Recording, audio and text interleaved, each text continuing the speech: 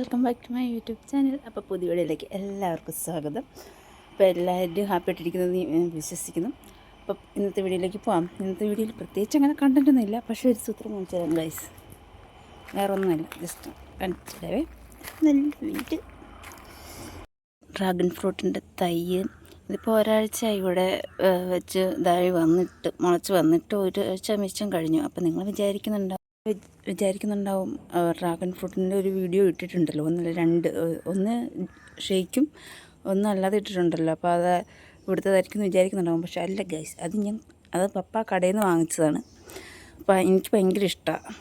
അപ്പോൾ അങ്ങനെ അത് കടയിൽ നിന്ന് വാങ്ങിച്ചതാണ്.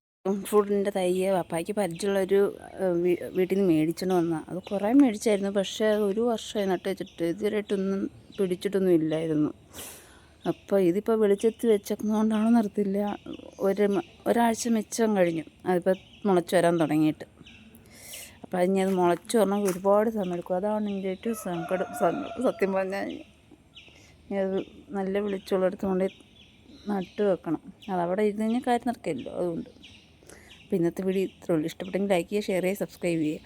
അപ്പോൾ അത് കാണിക്കാൻ വേണ്ടിയിട്ട് മാത്രമായിട്ടൊരു വീഡിയോ എടുത്തതേ ഉള്ളൂ കേട്ടോ.